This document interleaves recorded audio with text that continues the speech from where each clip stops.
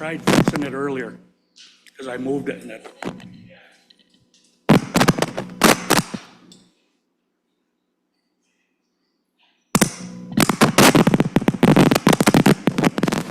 I know.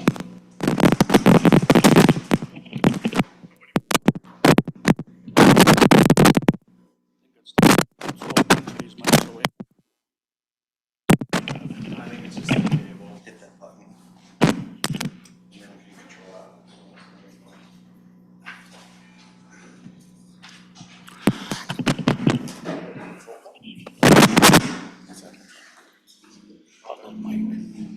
I told you, I'm important. All right, at 6 o'clock, we'll call the meeting to order. Kathy, roll call, please. I'm sorry. It's been a long day. I pledge allegiance to the flag of the United States of America and to the republic for which it stands, one nation, under God, indivisible, with liberty and justice for all. Thank you very much. Now, Catherine, roll call. Mayor Pat Scanlon, Here? Councilmember Ben Argo, Here. Councilmember Brett Argo, Here. Councilmember Jason Chapman, Here. Councilmember Kirk Kipling. Here. I need a motion and support to approve the agenda with another amendment. It says it's amended, but it was amended previously, so we're accepting it as amended. I would like, with your kind permission, to move letter H and make it under unfinished business. I have support. Is there, or a motion, is there support? Second. All those in favor? Aye. Thank you.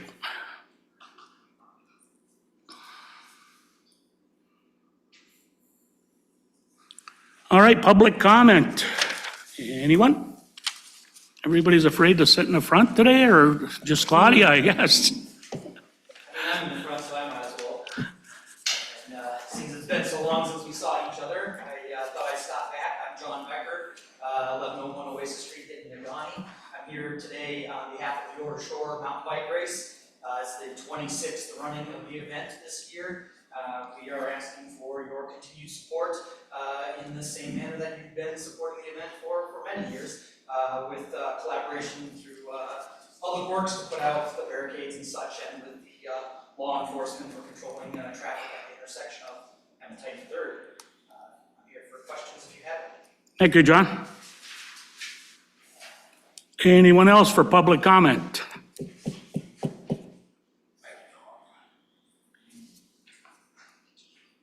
Please state your name and address. Kevin Thompson, 340 East North Street, Marquette.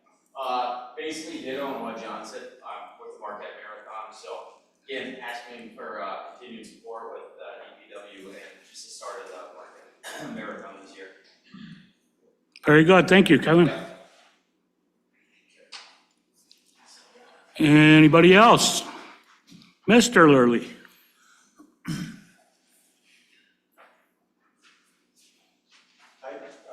Literally 725 North First Street, Ishpeming.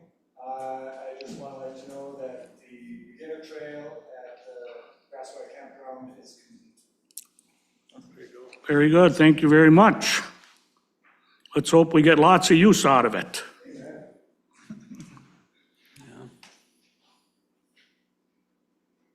Anyone else, public comment? Can you guys see if anybody's on Zoom?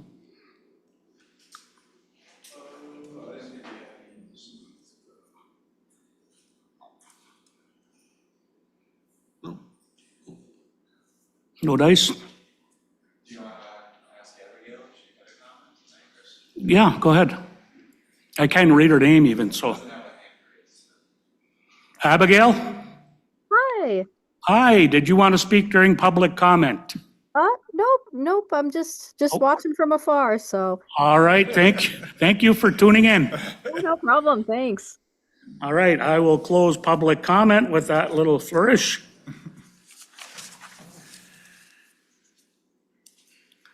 Manager's offer of information. Nothing to add. Nothing to add. What's your pleasure on the consent agenda? I move to approve the consent agenda as presented. Second.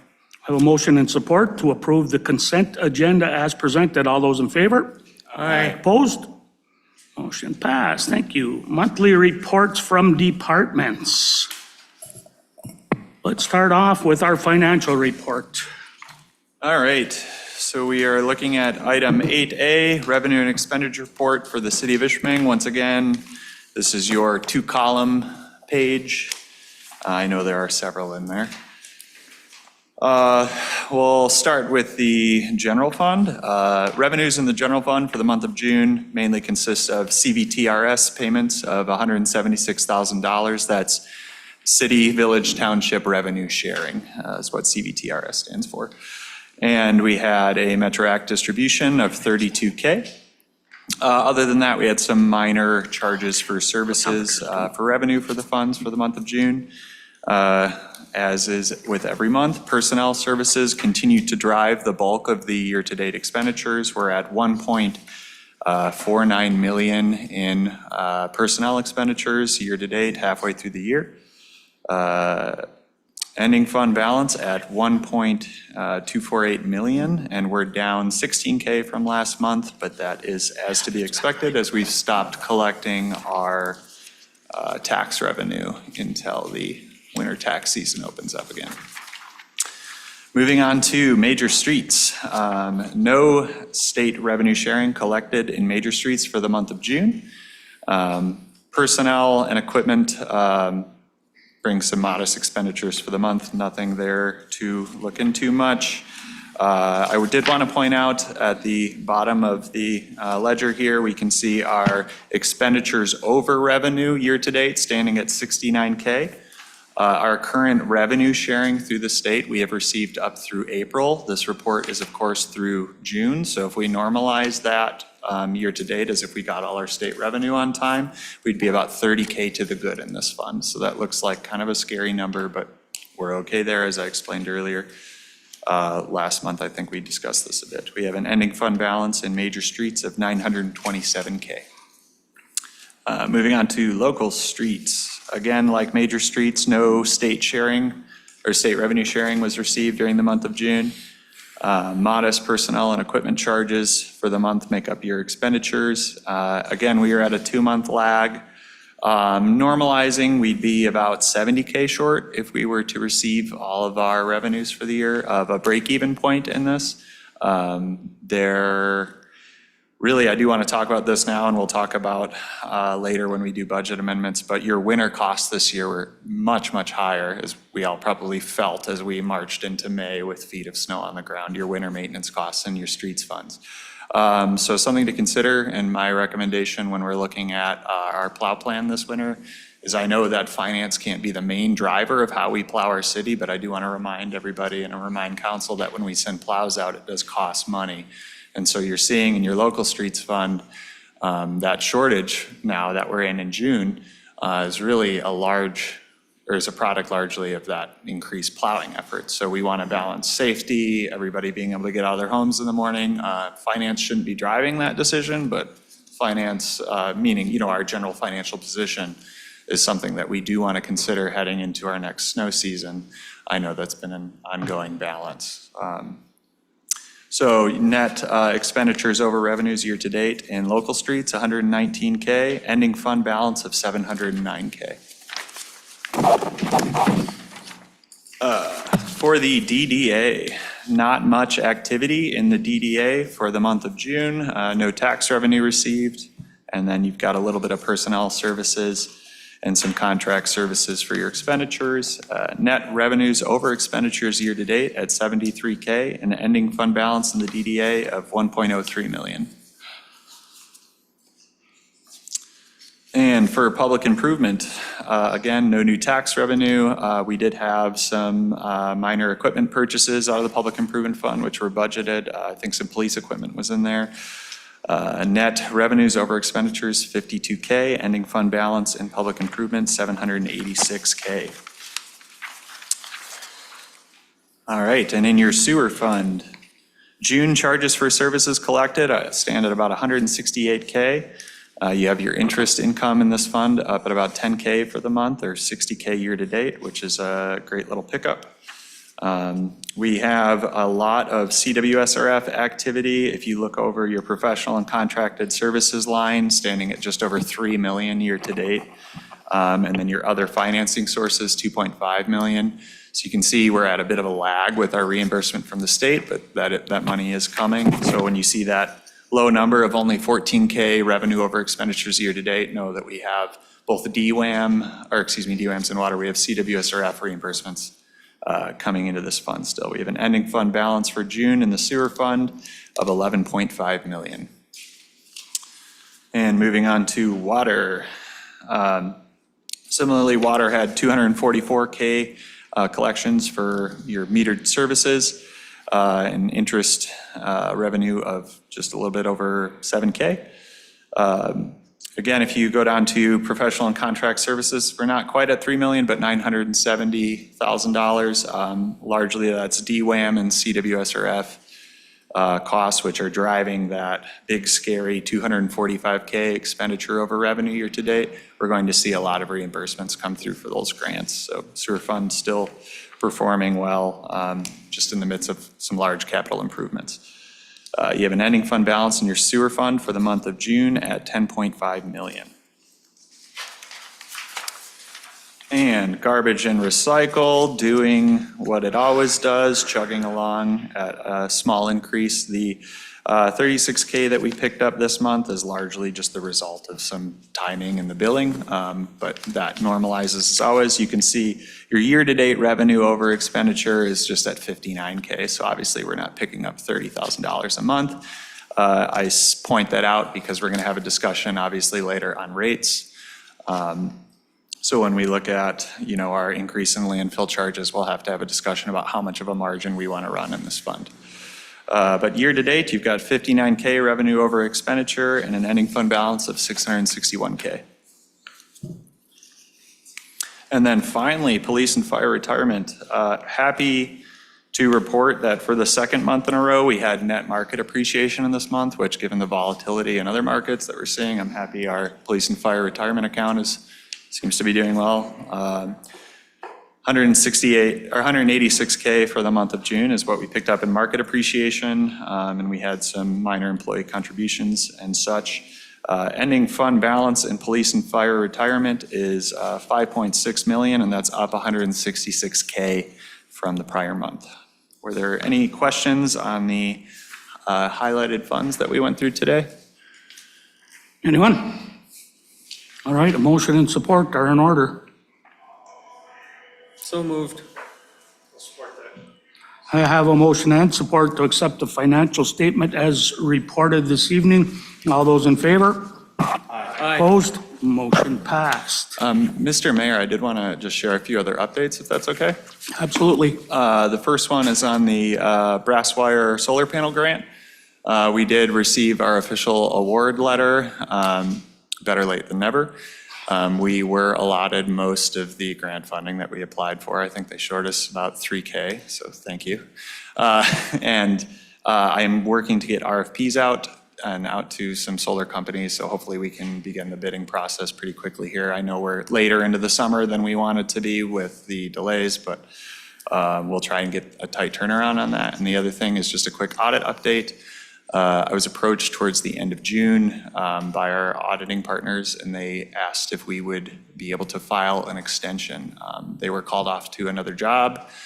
Nothing scary or dangerous for us, or no indication that things are going off the rails. They just wanted more time. So we did successfully file an audit extension with the state.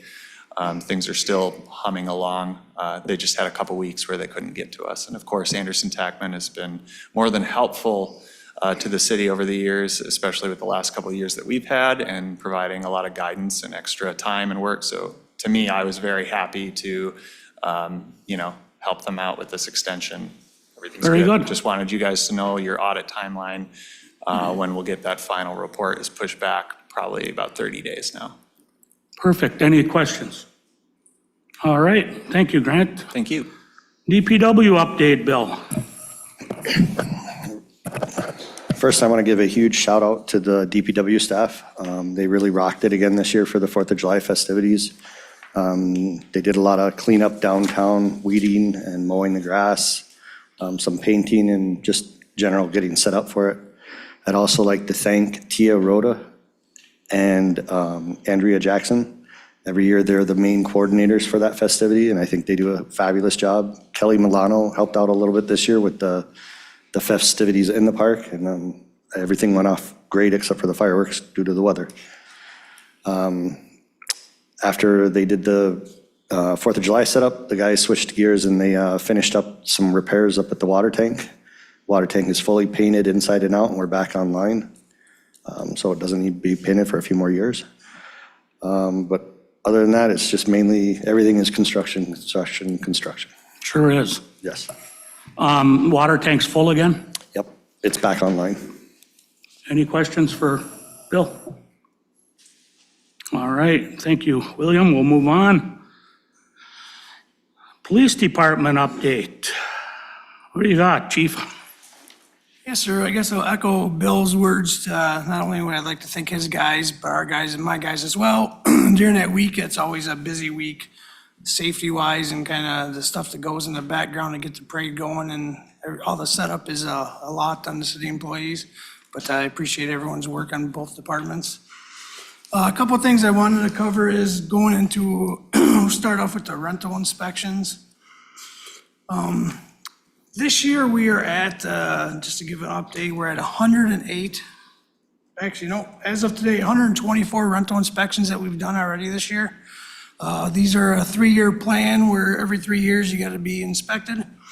As a rental, we're at about 80% of full compliance, which is actually a pretty high number. The low compliance are just, it could be minor things from smoke detectors need to be fixed, or outlet, they get time to get them fixed and then comply and get the inspection certification. When it comes to the miscellaneous debris, the blight issues that we've had, as of today, we've sent out and we've had over 107 notices of violations, which is pretty high. We've been on top of it. With Russ has really been sending them out there, and we have written some citations that we've had to. When I go to the other side of it, criminal-wise, today, and the police side of it, we're at 3,468 calls for service. We're about 200 calls up from last year. As for the arrests we made about 250 this year, which is down from about 332 from last year, which is a good thing. So we're up in calls, but down in the arrest, which is good. Just getting smaller calls, but it's a busy time of the year. And that's kind of the update I want to get, unless anyone has any questions about any of the blight stuff. Anybody from council? I've got a little thing I gotta do here. And I'm gonna come to that side of the room. And I'll limp over there. This is the part where you're gonna get mad at. This is a little proclamation regarding our police chief. Whereas in 2025, the Ishpeming City Police Department responded to a call regarding a suicidal victim armed with a loaded semi-automatic rifle, creating an urgent and dangerous situation.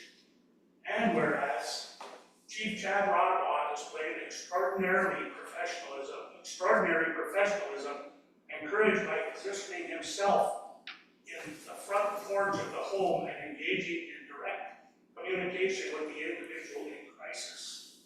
And whereas, through his calm presence, de-escalating skills, and persistent efforts, Chief Rodwell helped bring an intense and dangerous situation to a peaceful conclusion without harm to the individual or responding officers or the public.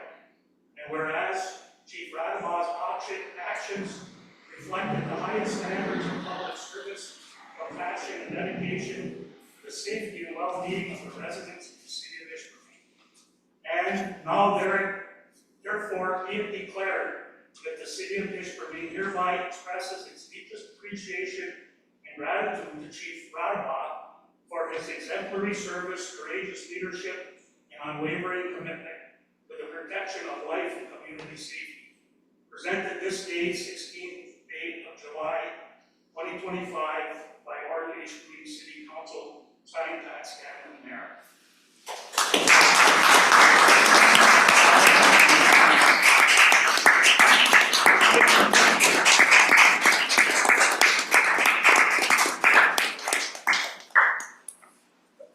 Need a picture for Andre.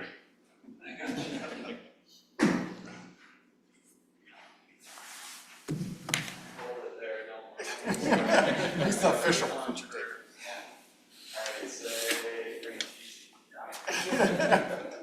Thank you.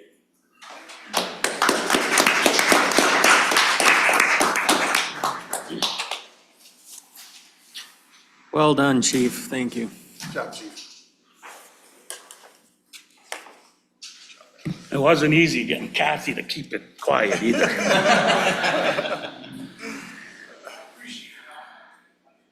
All right, public hearings, we have none. Unfinished business, we have none. We moved the proclamation. Oh yeah, I'm on it. All right. Not to take away from our fine police chief, I'd like the Whirlies to come up, please. Talk into the mic there, hey Pat. Randy, can you hit his button? So you can talk into the mic. I think it's right. Yeah, what do you want up here? Absolutely. You gotta control that. I don't always know everybody. We have another proclamation tonight. I'll see if I can read this one without stumbling. Whereas the Range Area Mountain Bike Association, RAMBA, has been an essential partner enhancing outdoor recreation, community wellness, and trail access and around the city, in and around the city of Ishpeming. And whereas RAMBA's efforts have led to the development and maintenance of an extensive network of mountain biking, multi-use trails which serve residents and visitors alike, promoting tourism, healthy lifestyles, and economic growth. And whereas RAMBA has worked in close collaboration with local governments, landowners, volunteers, community organizations to create safe and sustainable scenic recreational opportunities. And whereas the city of Ishpeming recognizes the importance of supporting local initiatives that foster outdoor activity, environmental stewardship, and community pride.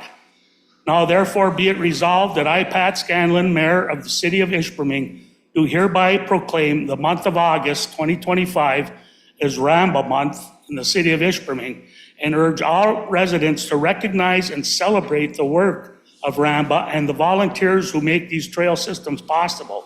We thank RAMBA for their commitment, dedication, and continued contributions to the betterment of our city. In witness thereof, I have hereunto set my hand and caused the seal of the City of Ishpeming to be affixed this day, 16th day of July 2025. Pat Scanlon, Ishpeming City Mayor.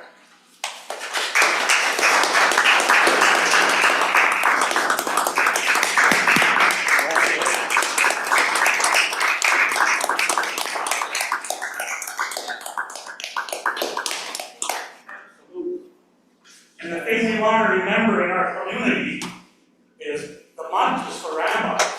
So on Wednesday nights, they're out around, don't be afraid to shake a hand or even buy them a drink. Thank you so much. You want to talk a little bit, anyone? It's okay. If you want, great. I just want to thank everybody. I want to thank part of my board, our board, and the city for allowing us to do this. You know, it's near and dear to our heart, and couldn't ask for any more. Thank you all. Thank you for showing up.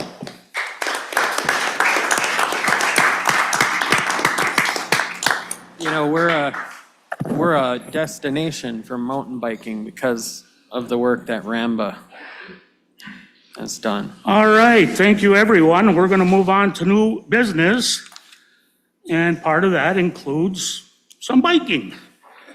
So for our special event applications, we have 3 oldie but goodies. The Ore to Shore on August 9th, Marquette Marathon on August 30th, the Margie Jasic on 9/19 through 9/21. I also have to add the 4-H is up at Al Qual. They neglected to get the paperwork in on time, but they are aware, and they're not using any of the facilities at this time. So on that one, I would like approval, and Kathy will follow up on that. Can we just make it a one motion? Yes. I'd like to make a motion that we approve all 4 of these special events and thank the organizers for doing this in Ishpeming. Support. We have a motion and support, and I wholeheartedly agree with Kurt. All those in favor? Aye. Opposed? Motion passed. Thank you very much. And the less happy side of things, we have Clean Water State Revolving Fund and Drinking Water State Revolving Fund resolutions. Christopher?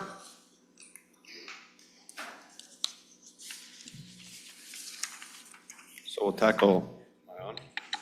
Are we on? Yes? No? Try it now. Now you're on. It's like the telephone commercial. I can't. Hit that thing. No, just hit it. Good. Is it supposed to be up or down, Bill? Should be going. No, it's up. Can I talk loud enough? Yeah, you can talk loud enough. I've seen you do it. Okay, so we're starting with CW. This is reimbursement number 9, which constitutes some of our invoice, and then Pay and Dolan's pay request number 10. For business? Okay. So I'll back up. Reimbursement number 9, our invoice is $99,800. Payne and Dolan's pay request number 10 is $376,362.73. All the backup information, I think, is in a packet that you guys have. It's basically a standard draw request from them, just covering the units that they've installed. Little background to go with this. I think included in this would be everything underground to date. So the only thing remaining, I say only thing not lightly, but the only thing remaining would be the work over by the crossing on the sewer side of things. Maybe a little bit of slip lining, but for the most part, that's your big ticket left. Everything else that was scheduled to be done underground has been done. So, All right, I need a motion and support.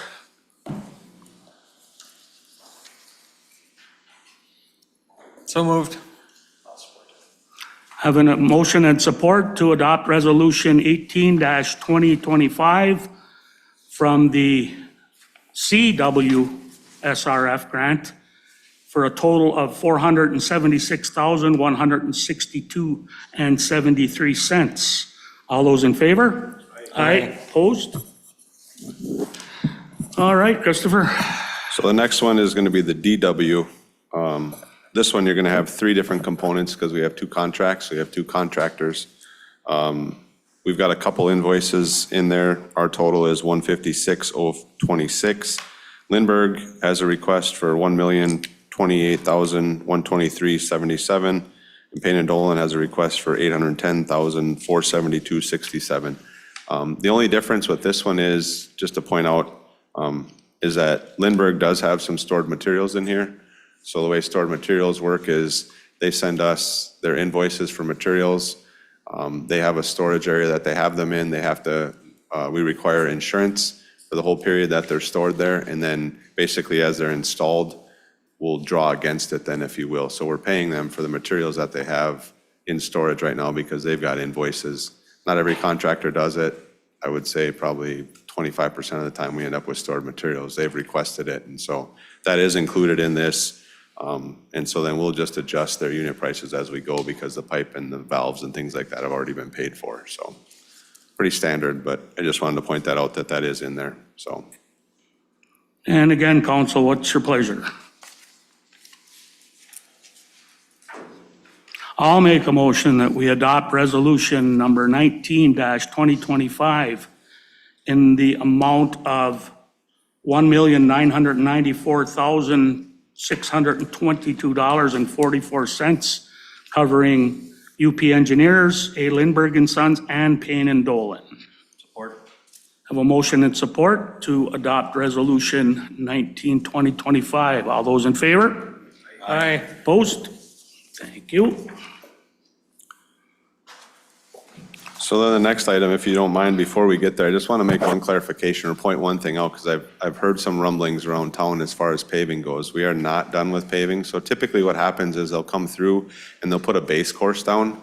So you may see that base course and they may drive on that base course for 2-3 weeks or whatever it takes to get the paving back. So if people are concerned that, hey, we got a big lip here, it's 1.5 inches probably in most cases, that is not what we're intended to be done with. It's just a base course. So we will come back with a leveling course and everything will be smooth again before we go. So just so if you hear something or somebody asks, no, we're not done with paving, we're not intending to leave areas like that. It's just the way that the procedure works. So I just wanted to clarify that for you guys.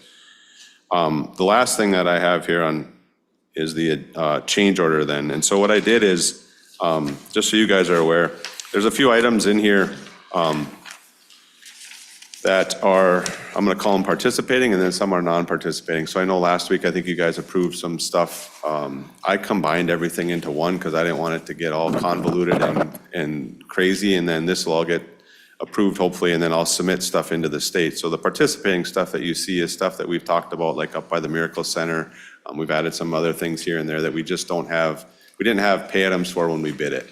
So that part is, apologize, I need better cheaters. 180, I think if my memory serves me right, it's about 180,000, which is part of the project on Lindbergh's contract. So we will have a few items on Payne and Dolan's, but we haven't gotten to that. So probably next month I'll have a change order number 2, which will include Payne and Dolan, and we may have a few more other Lindbergh items, just balancing some quantities. But as of right now, this is what we've got.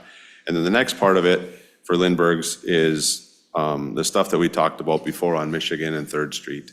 And it's just adding that in as we go, because what's gonna happen is they're gonna be in that area, they're gonna have conflicts that they're gonna have to deal with. And so that's what you're seeing there, is the bulk of what this change order entails. But again, keep in mind, part of this is what you guys approved last week. So we're talking about an increase of $1,342,808. Is that correct? Correct. And what's your pleasure, council? Your Honor, I'll make a motion that we okay that change order for Lindbergh. I'll support that. I have a motion and support to adopt the change order tonight for $1,342 and I'll get it. $1,342,808. All those in favor? Hold on one second. Sorry, Your Honor. My math is wrong there.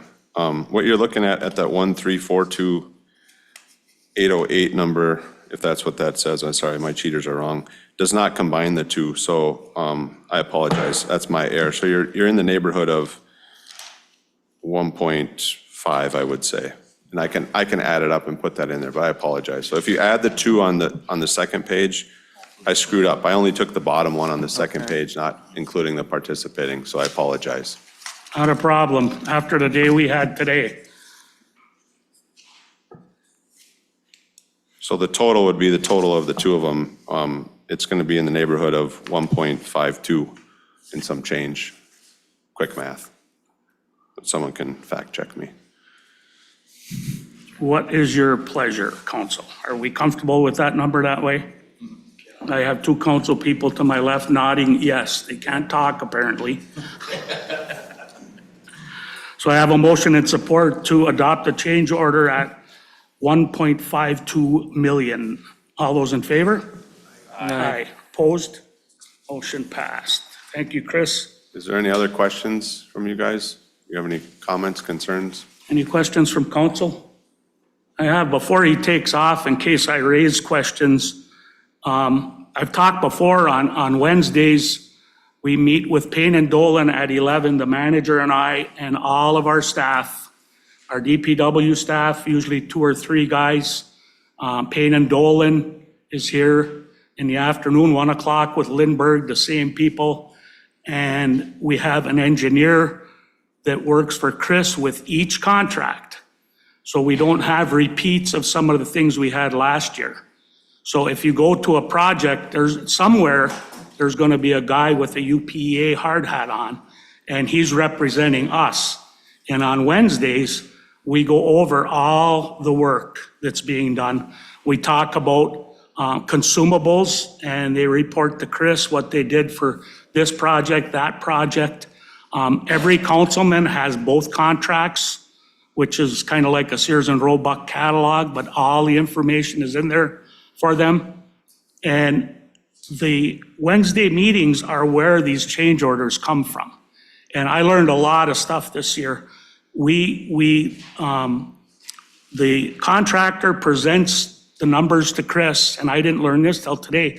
Then Chris has to go to either Rural Development or Eagle because it's grant money, and he has to present it, and then they have to approve it, and it has to come back to grant to be paid.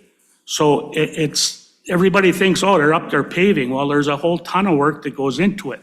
The other thing we did today, we went out and found lots of unacceptable work. And thanks to our fantastic DPW and Chris and his people, we're stopping the problems before they get to be a problem. Remember, I always preach dig once. We're beating that horse to death, and we're not gonna stop. So there's a lot more to it, but we're doing it right. We don't have one place yet that we haven't been able to catch prior to the final layer of asphalt. So I just want council and the public to know that there's an awful lot of work and a lot that I didn't know that goes into this. And much appreciation to our contractors, but more so to Chris and UPA and our DPW department. Your Honor. Yes. I just have a question on timing. Got a couple questions over the last couple days on the time frame for paving, particularly Deer Lake. Week of August 14th. August, yeah. And that's not on our contractor, No. that's on the So blacktop people. they're at the mercy of the paving companies, right? So Payne and kinda what I Dolan, said, it's yeah. kind of a little bit different because they're in-house, but with Lindbergh, it's Baco. And so we were scheduled to pave this week, I think, if I'm not mistaken, and that got pushed. So yeah, they're both the week of August 14th-ish Okay. right now. Perfect. And our DPW, just for more information for St. Rocco's, our DPW and our police department have street diagrams. There'll be directions and assistance as much as we can from county agencies and state agencies as far as police. But that is going to be closed by the cemetery because it is only going to be gravel, I believe. Oh, it will be open for St. Rocco's, then reclose, that's right.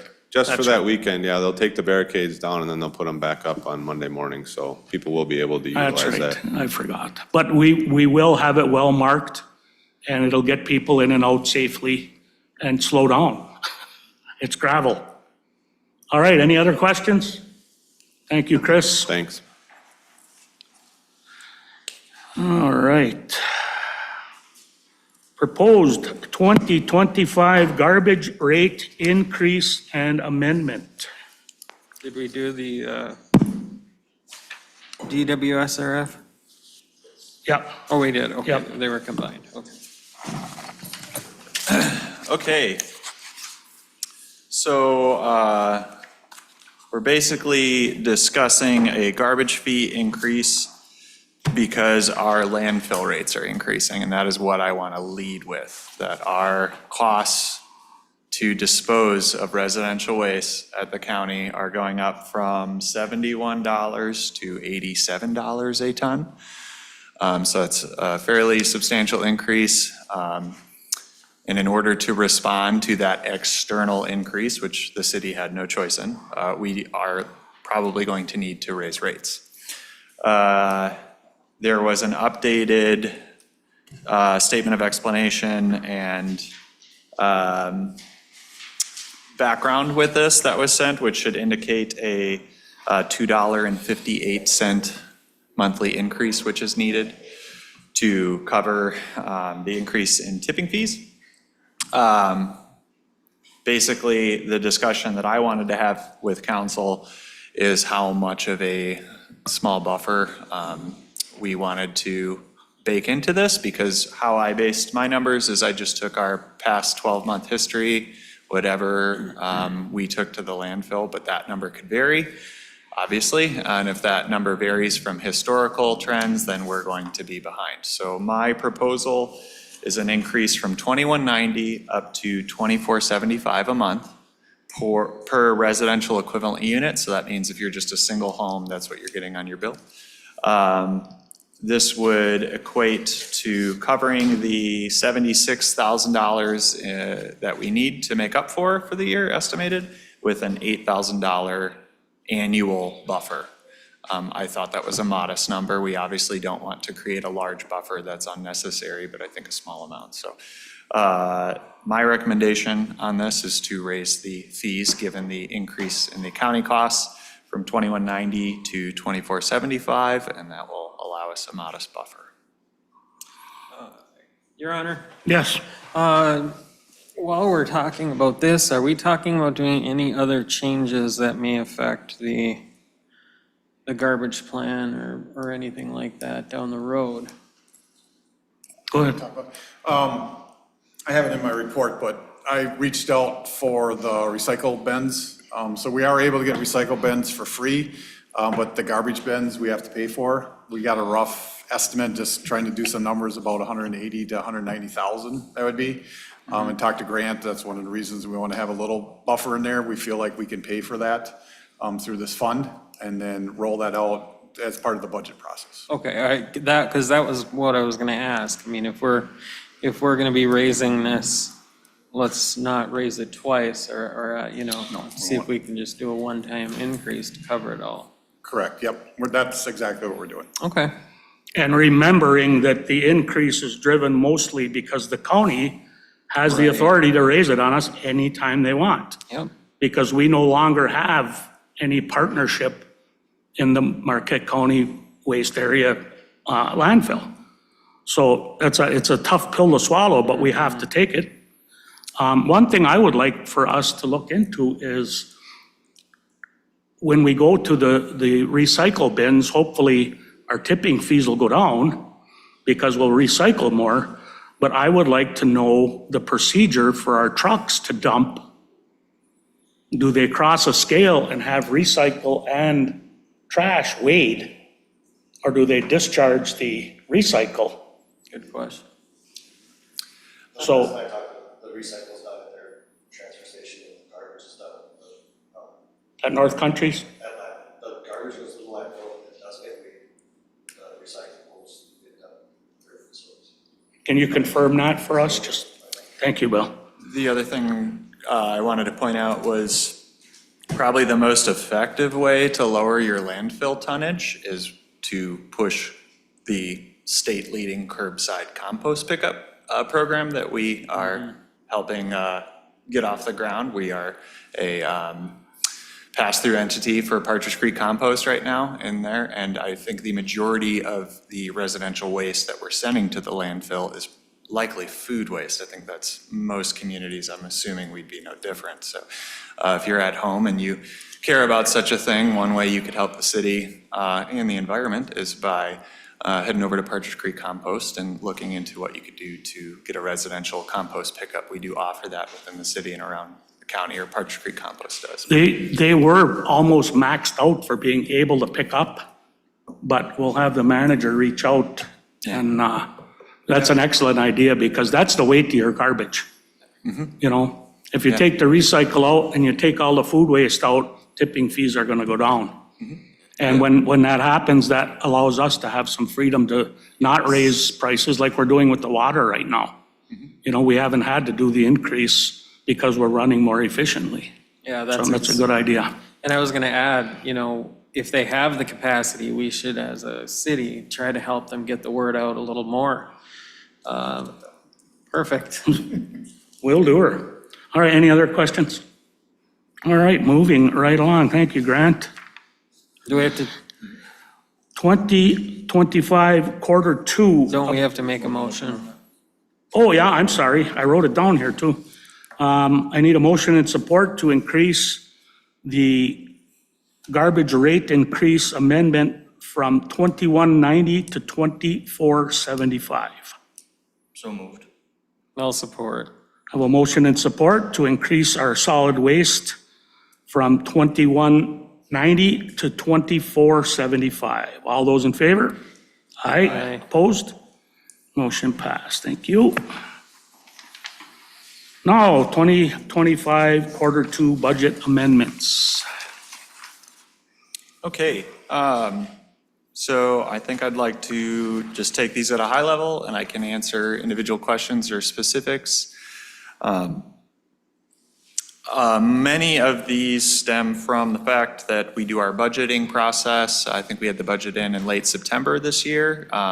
So a couple months before our year even begins, and by the time we get into our year, a lot has changed. So some of these are, rollovers from 2024 to 2025, like the purchase of a patrol vehicle. That's just a carryover, and the budget needs to be formally amended to recognize that.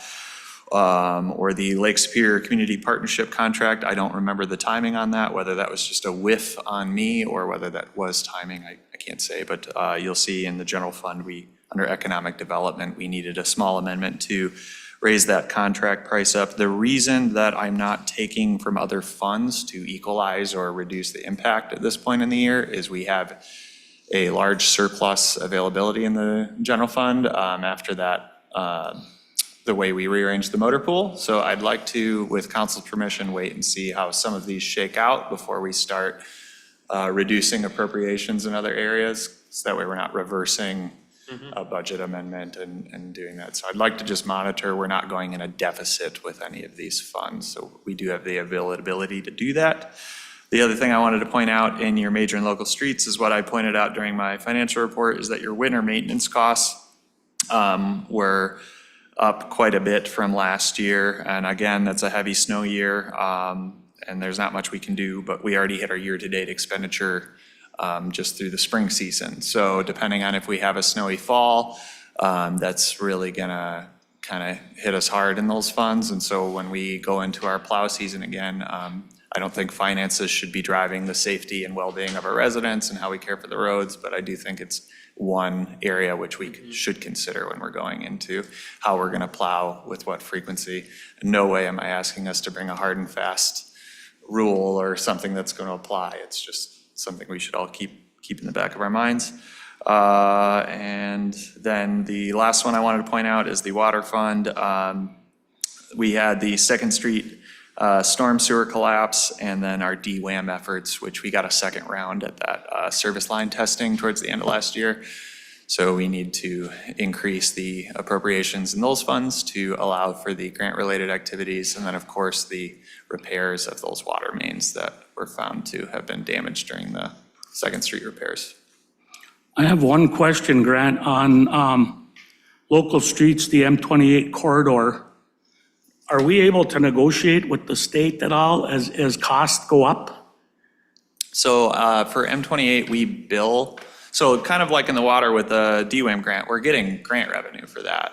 With the M28, same thing, we'll bill higher. Our revenues will come in higher, but we still need to formally go back and say, no, we're okay with this level of expenditure. So we do have flexibility to make sure we're getting paid properly. I believe with the M28 contracts, and Bill probably could answer this better than I can. He's nodding. Yeah. That we bill for actual time and materials, and then our state mandated equipment rental rates, and then that flows back into that streets fund. Okay. Perfect. Any other questions? You need action on this? Bill had a great reminder for me. We do have a $150,000 refund coming in from Core and Maine for our meter infrastructure. We had a large credit that we were able to cash in on. So if you were on the fence with the water stuff, there's another $150K. You know, it used to be, not so long ago, we had surprises, but they weren't good ones. Yeah, no kidding. Yeah. Do we need to take action on this, or can we just keep it in abeyance until you're ready? If you could take action to approve the budget amendments as presented, that way we are kind of kosher, we're monitoring in real time.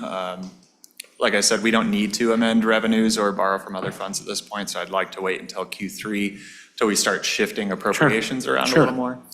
So, council, You're, Motion to accept the budget amendments as presented. support. have a motion and support to adopt the Q2 budget amendments as presented.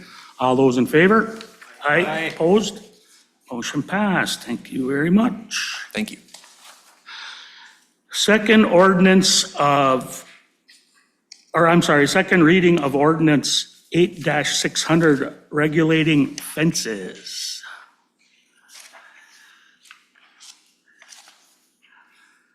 Who's going to start this off for us? The attorney?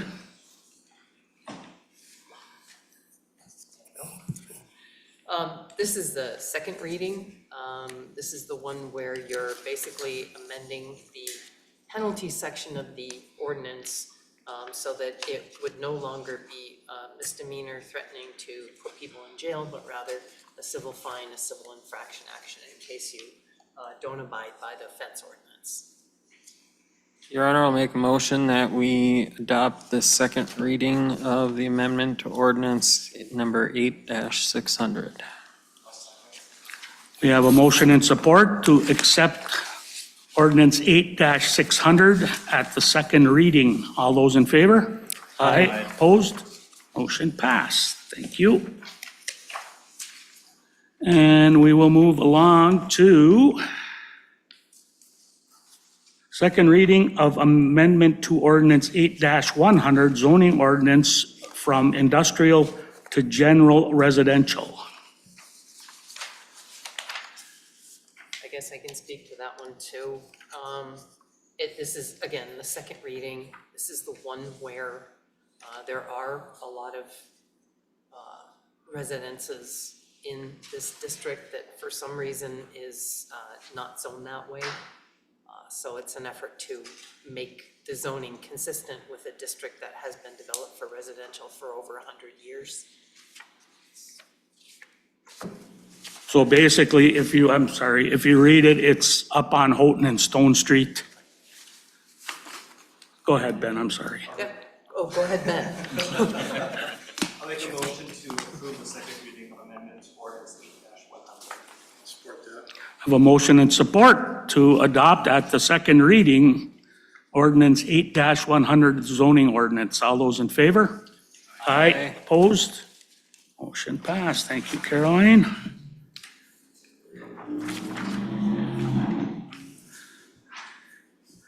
We have the 2024 Planning Commission Annual Report. Ben, you got any input there, or is it going to stand as presented? As presented.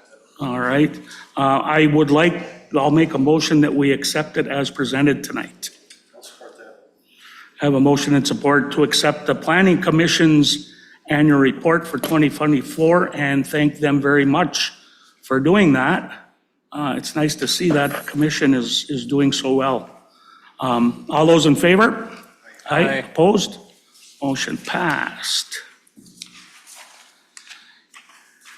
Planning Commission proposed draft of new ordinance 7-700 short-term rental ordinance. This is not, and you probably noticed, this is not a reading. This is more for informational exchange and information and an opportunity to have council digest the information. Caroline, you want to weigh in first? Sure. We could also hear from Ben. He being hopefully a little more up on the Planning Commission discussion, but I understand that the Planning Commission has been looking at doing a short-term rental ordinance. And there was a draft proposed basically for discussion purposes. So what you have in front of you, before you see it again, would be rewritten. It would not be in this format at all. But there are some major issues that I think the council should probably weigh in on. One of the big things is whether or not the city wants to get into the business of inspecting short-term rentals. And if so, to what degree, and is the city prepared to require fees, hire someone to do the inspections, et cetera. So that's kind of the first issue is, you know, the whole issue of inspections and is there a need for them? Another issue, I'm just gonna throw these out there, is whether or not short-term rentals should be limited in any way in some or all zoning districts. So should there be limitations? Should they be allowed? Should they be not allowed? Over the last week, there's kind of an interesting development, and I have to thank Bill for sending this out. Wasn't on anyone's radar. I have all kinds of notices and periodicals and alerts and everything that I get. It didn't show up on any of them. So Bill was able to get it on one of his, and so I appreciate him sharing. But the Supreme Court has acted last week, and there's no real new decision, but they did issue an interpretation of whether or not restrictions requiring single-family residential uses would allow short-term rentals. It's in a different context, but it could very easily be applied in the zoning context in terms of short-term rentals. And so that is something that could be discussed. Does it make sense to have limits in some districts or all districts, or how to do that? And another issue is right now in the draft that you've looked at, there's a little bit of a procedure in there in regard to appeals. If you have a short-term rental and you're not granted a permit for that to actually be rented out, there's an appeal procedure. And I think that could be modified. We do have a procedure in our rental inspection ordinance, and it seems like it might apply. So that'd be another thing to discuss is there any reason to come up with a different appeal procedure? It's kind of my list. Ben? One thing we did not touch on, and I do get a lot of citizens ask, is density. We didn't know if we should be limiting how many Airbnbs within a block, within a half-mile radius. I will say there is quite a few around Lake Bancroft. That's been kind of a big point for doing the density. The other thing is there's a few duplexes that are also both units are Airbnb. So if we did density, would it come for building or would it be 1 unit per duplex? So that's something that we did not address, and we wanted kind of the city council to kind of do the research on how to proceed with that. Not sure if we have the manpower to kind of supervise all of that in there.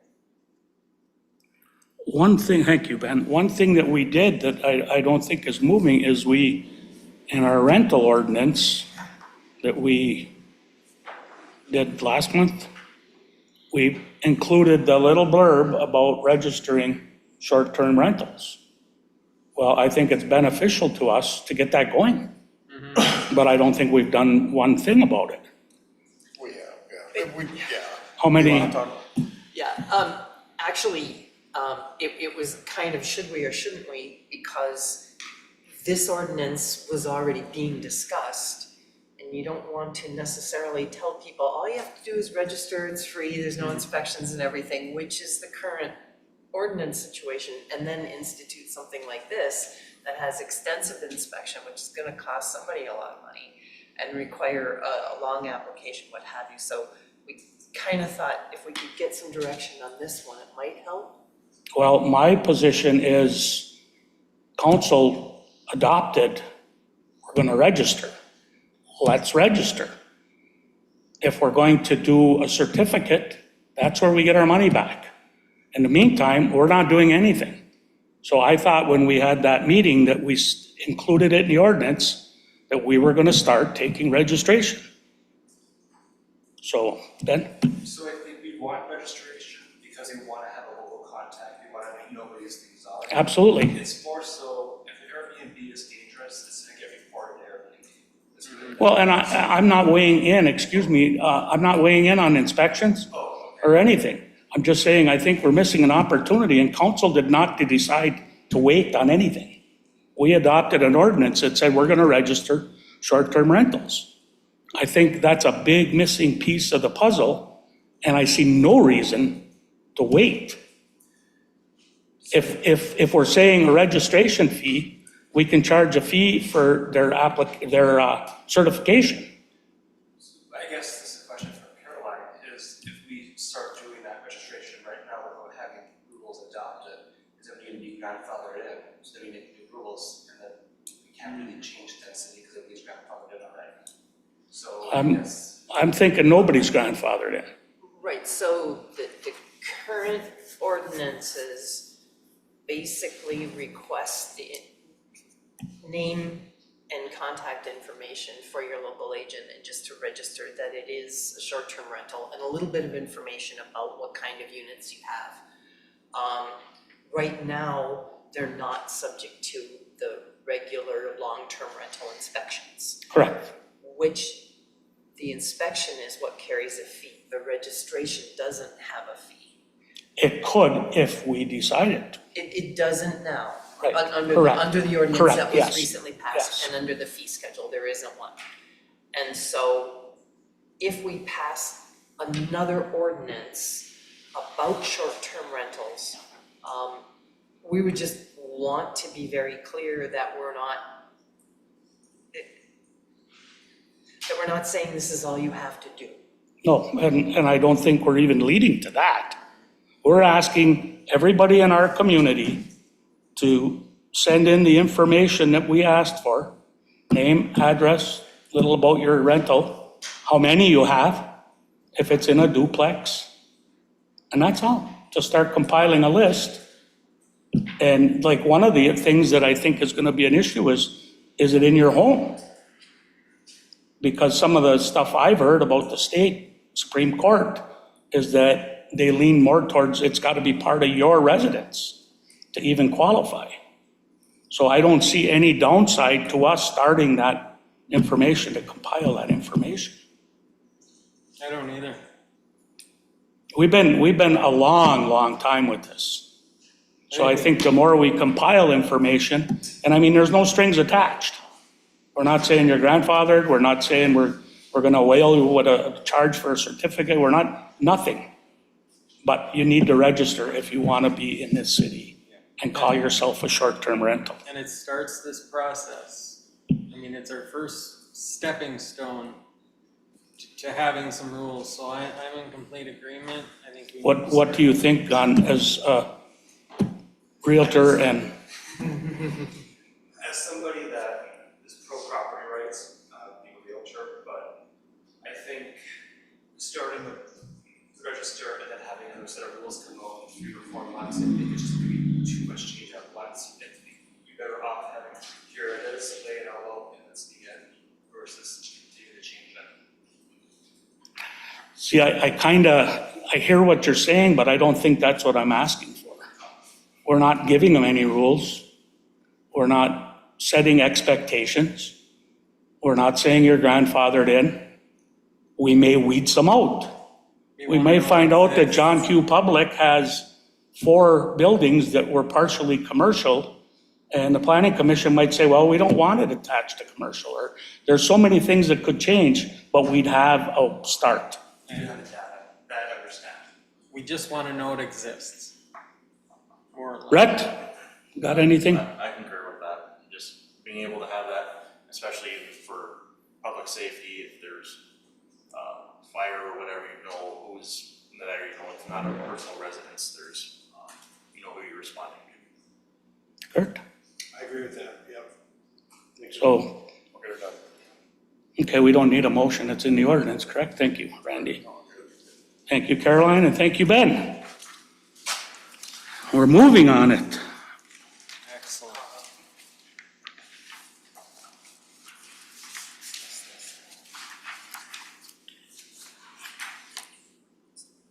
Well, I was looking at digesting time, but Yeah, well, and I thought there'd be what we're talking about is if we want to start discussion now on the proposed ordinance as it sits, and I'd like more time to digest it, but also, I'll probably get punched in the kisser for this, but Ben is a good point of contact for your concerns. You know, as you read through and you think, oh, this is really good, I support doing this, give Ben a little holler and let him know. Yeah, go ahead, Ray. Just for clarification, or is this going back to the planning commission, or is it staying at council now? I understood going back. I think going back, we just wanted more detail on how you want us to proceed. I was gonna say, if it's going back to planning, then I think they need some feedback, right? They wanted some feedback right away, or, because otherwise it's gonna be another month, and then it's gonna go back to planning, and then it's gonna come back here. Oh, I see what you mean. Yeah, A little so bit of urgency. I think they had those things that Caroline talked about is kind of what do you want inspection cost, do you want limit density? Those are the things that we're hearing. Things that we need to kind of figure out moving forward. When is your next meeting? First Monday of the month. Is that monthly?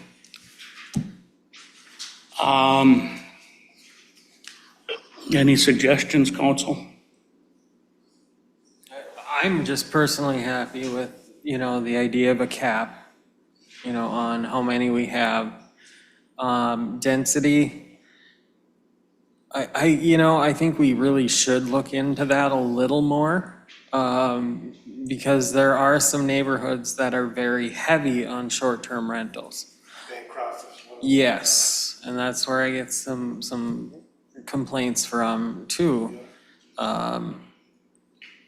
So I really would like to see the work done on the density stuff too. That's a big concern. As for inspections, I believe we should be inspecting to some extent, because it's still, I know it's just a short-term rental in the community, but it's still a rental. And I think we need to make sure that certain codes are still enforced. Does it have to be as in-depth? I don't know. One thing with the Airbnb is they're a little strict. If you find something bad and you turn them in, I know from some friends that have them that, well, you don't want to be turned in. It can be a nightmare. And also the price, they're not renting that for $50 a night. So the person that's putting up that kind of money probably isn't gonna be just riffraff. No, but they are also putting up that kind of money too, so in a way, it also says they could afford an inspection. Yeah, oh yeah. It's hard to, I'm trying to balance my feelings on property rights, because I believe in that too, and safety, but I guess I wouldn't mind hearing what our two chiefs think on the inspection side of things. We had a previous discussion exactly on that, and Chad can confirm, and even Chief Antelope, but the laws are there. So it doesn't, we don't have to create any laws or any fire protection rules. They're all there already. Just because it's a short-term rental doesn't mean you can come to our town and whoop it up and have a party. We've got noise ordinances, and I think that's adequate. Yeah, I think the laws are in place for that type of thing. I think what Councilmember Jason or Chapman's referring to is more of like inspections like Russ does now for rental. Right. For the long term. My feeling on that is, I think you'd have to hire someone else. Like I said, Russ is already at just 100 this year, and it takes up quite a bit of time, so that would be a cost to the city, kind of what you're looking at there. Our inspections are a good thing, but as for the laws itself, I mean, they're there no matter if it's short-term or long-term, it's still into effect when it comes to that type of thing. And one of the things I thought of with Russ, I know he does not want any more time. He came to us for a part-time job. Maybe we can, if we decide inspections are needed, maybe we can complement our code department with putting an officer on in addition to Russ. It would handle short-term and maybe some code violations, but First, I guess we have to decide, do we want the inspection? I'd rather have a registration fee, $1,500 for somebody's time, start doing it that way, because I think they're gonna self-police themselves with inspection. I agree with that too. I mean, you're not gonna have people calling to rent your short-term rental if it's trashed. They look at pictures online, like if it looks like trash, you're not gonna get rented. All right.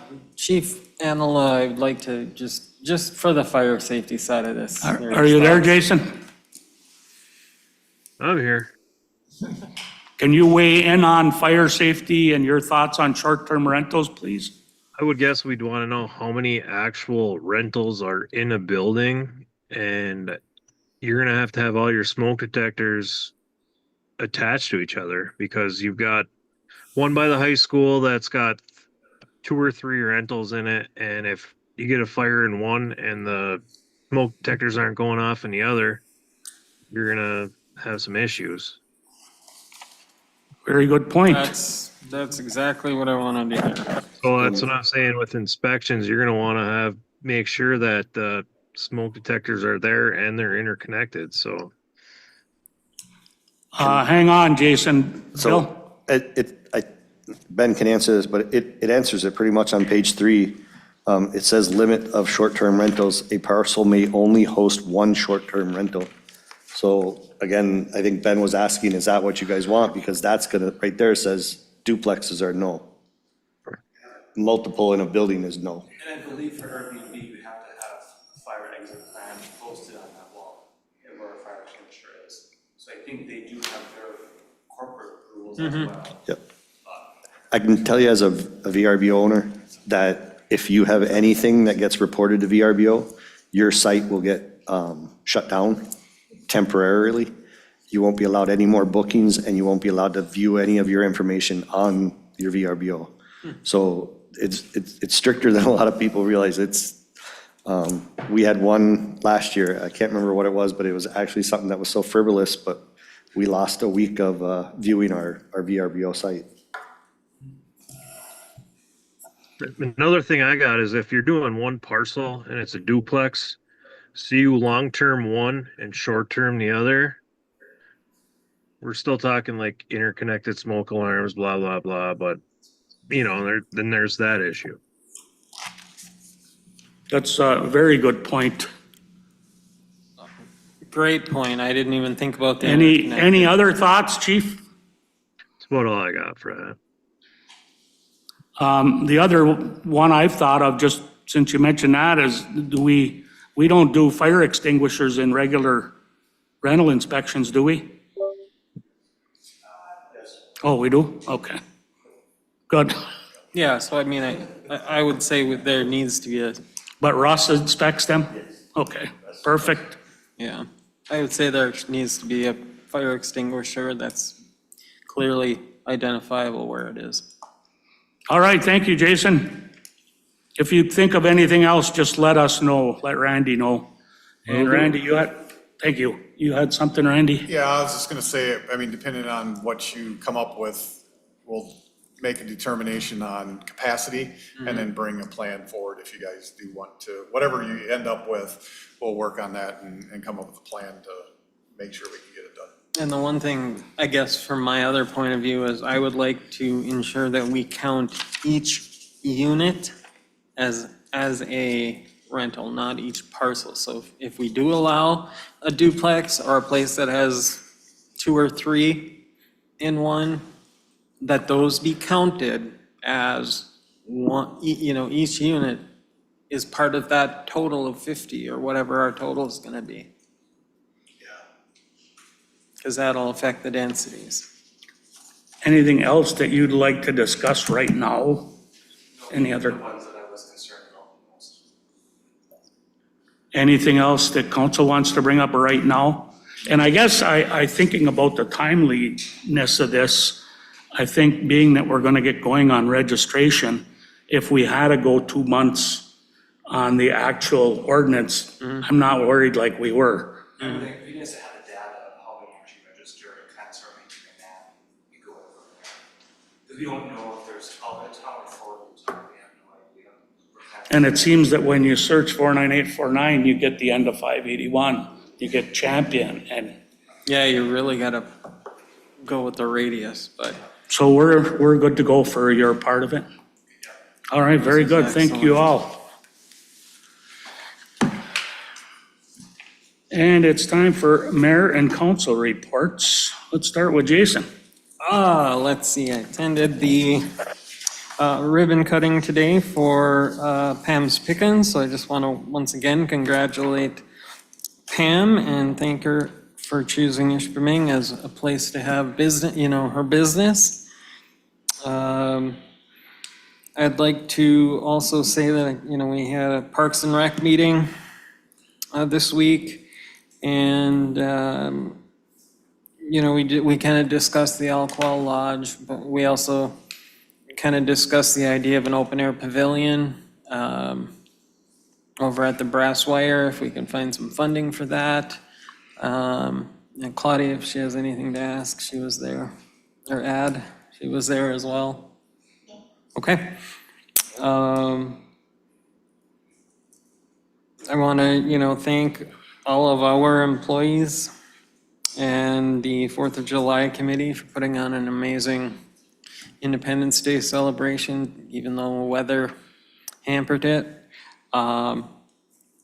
Thank the St. Rocco Society for the roof over the stage at El Qual. I think that's a great addition to that area to protect the bands and whatnot. They can play rain or shine. And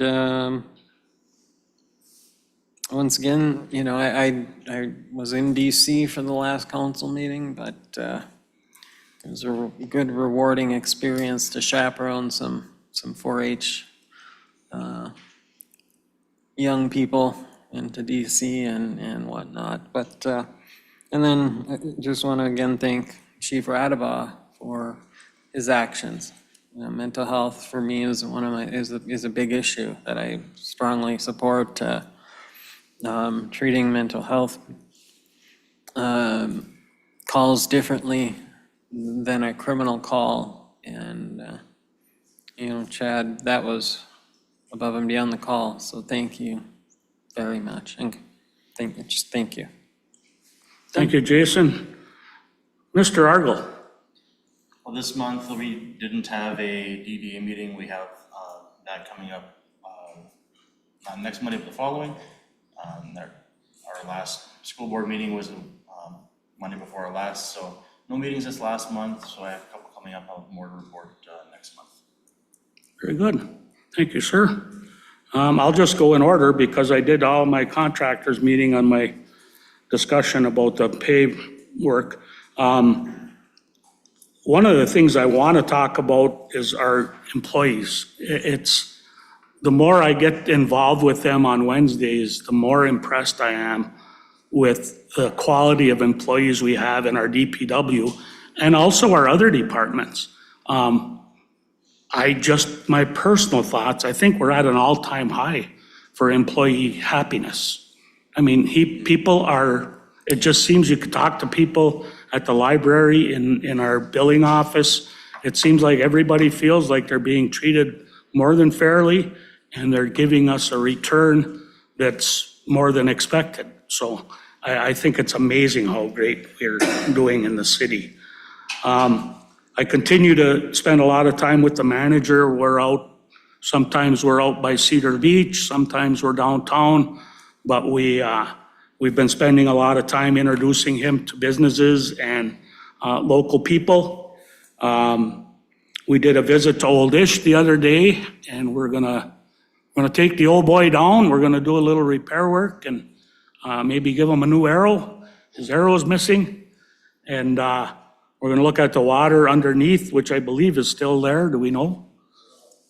And maybe we can even get water fountain going there again.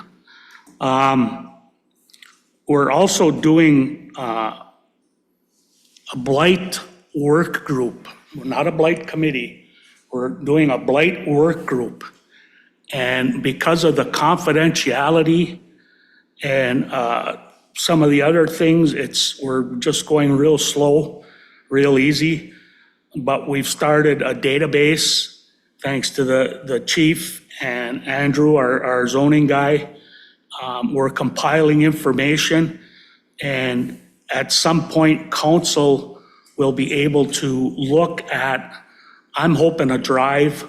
I've asked Randy to look at council getting laptops in the near future. We got to quit this paper slaughtering we're doing.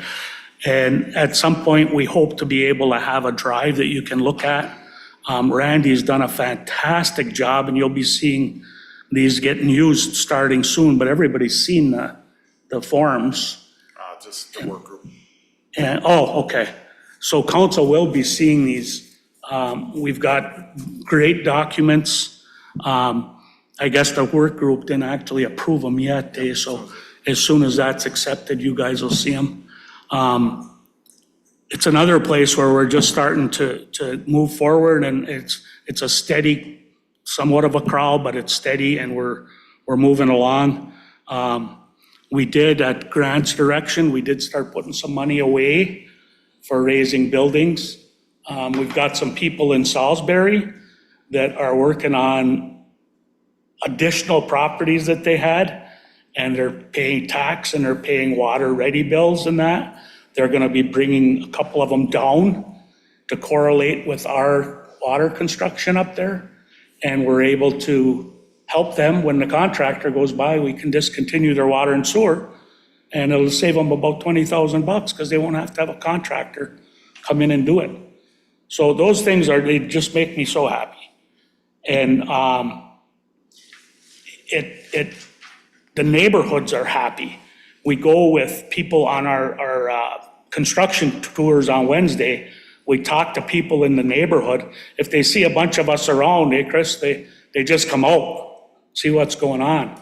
And just talking to them makes them happy. You don't even have to tell them for sure what they wanted you to say, but they're happy that you considered it and took the information in. So those are my high points.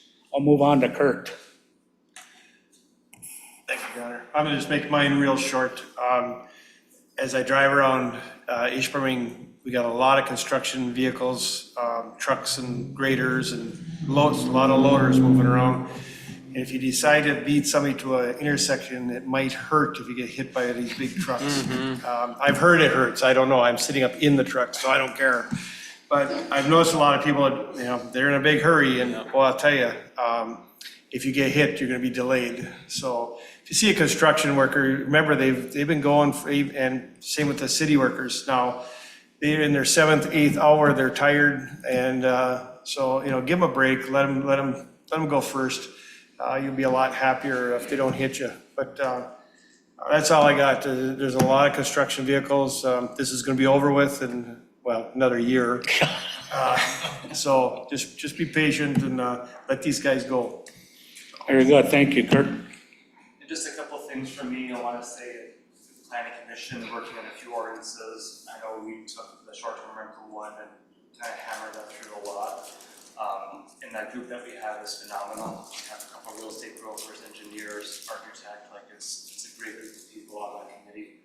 And there's gonna be a lot more happening in this year, especially with Andrew's guidance. I did get a few phone calls on how good the picnic was for the 4th of July, better than previous years, so it's nice to hear that feedback. Got a lot of that was Kelly, hey, Bill? Kelly, yeah. Kelly really stepped up her game. You want the answer on your recycling? Yeah. So I was asking, where does the recycling go? Does it go to the landfill, be separated? Does the truck get weighed both? His answer is, I want to read it as it is. Yes, it gets weighed at landfill facility, but it's done in Recycle 906, Market Material Recovery Center, separate division of the Market County Solid Waste Facility. It's paid out based on the market value at time of reimbursement for each community. For residents and individuals, it's free to drop off, but there is no payout. Based on market rates, sometimes there isn't a reimbursement. So I think that answers my question the way I was afraid. We're paying a tipping fee on recycles. Yeah. Not a tipping fee. If they get money back, if the market, allows it, if there's a profit in it, then it does come back to the community. What he's basically saying is, normally it's a break even.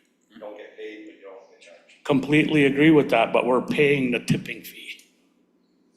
If there's 10 tons of recycle on that truck when they go over the scale. But the tipping fee is only things that go in the landfill, not the process. Oh, okay, that's the part I was looking for. Very good, thank you for doing that so quick. Your Honor, can I, just because you brought up the subject of possible laptops or whatever, could we also kind of look into a new updated U that's a little better too? That I sit in? Yeah, that he and I We've are discussed it not- because we have a manager who's constantly banging his knees now. Yeah. So we're already talking about it. Okay, you know, new microphones and. Yeah, we're talking about it, Jason. Perfect. All right, any other questions, anything? And we'll move on to the manager's report. Thank you, Mayor. I'll just hit on some highlights here. So met with the advisor for redevelopment ready communities. Obviously, that started long before I got here. What I found out is the last thing to do is the rebranding, which there is a work group. They're supposed to meet one more time. They'll finalize everything that they're comfortable with, and we'll send that out to council, let you guys look it over, and then bring it to council eventually for approval. One thing that we need to do is come up with some budget monies for the rebranding. We are receiving an insurance dividend of about $12,000 from last year that we don't need to put towards our reserve, so I'll talk to Grant about that, but that may be a funding source, so we don't, because that wasn't budgeted for. Rebranding, well, that's gonna consist of pretty much everything the city logo's on, correct? Yeah, Grant was in the middle of all that. He'd probably give him a little more details. I ran into Rachel. Oh, he did? Okay. That's what I've seen, she Yeah, I did. showed me a little bit. Okay. Because I asked her to. Looks good. You got anything, Grant? I can elaborate further, but I can just get in touch with you after the meeting if that works too. That works fine. Then I completed the RRC training. That was more intense than I thought it was going to be. It was quite long, but I got that done, so that's good. So we'll move forward with that. That's been a big deal for grants and revitalizing the city, so excited about getting that done. Met with Eagle about the grant opportunities for recycled containers that we talked about earlier. Looks like the recycled containers, it's an 80-20 match with Eagle, but there's another organization, nonprofit out there that matches the other 20%. So we'll work that into the next year's budget. Like I said, the garbage containers is roughly around 180,000, give or take. So we'll work that into the CIP and see if we can get that moving forward for next year. Received grant approval letter. Grant talked about this for the solar power for Brass Wire Campground. So we'll keep on moving that forward. Grants are already started on preliminary for the capital improvement plan. Then community engagement, delivered community boxes, comedy boxes for the senior center. Ashley asked me to go along with her to deliver some of that food, so that was interesting. So really, that's all I have for highlights. Any questions on the report? Could you please touch on our meeting with Christopher Germain? Which part? That was a long meeting. I totally forgot about it. We did meet with Christopher Germain, the administrator for Lake Superior Community Partnership. And we talked about, remember a while back, we had a magazine that was gonna come out. And you know how it makes me mad when Nagani does it and we don't. And that got dropped somehow. So Christopher's gonna be looking into that. They're also helping with our branding. They're helping us roll that all Yes, out. I'm trying to remember what it was. Yeah, I it didn't was have fun. any notes today. Yeah. And we're gonna do that more. We did discuss the West End Business Hub, and to make that as good for local businesses on the West End. And remember what we say, the West End is the best end. So we're gonna be, all the businesses up through Champion, Michigami, as well as Ishpeming, Nagani. The office where they stay by Jim's Jubilee is, what did he say, February? I think so. was the, And I thought, and I talked to Jason about this, if we could get them to come down to the Ski Hall of Fame and keep those doors open more and maybe get office space and have a welcome center. So Christopher's gonna look into that as well as Randy, and we'll be talking to Jason, or Justin up at the ski hall. yeah, the other thing I think was the strategic plan. They're Yes, gonna have a yes. timetable, so we'll send that out soon too. To me, it really, LSCP and Christopher and all his staff are excellent.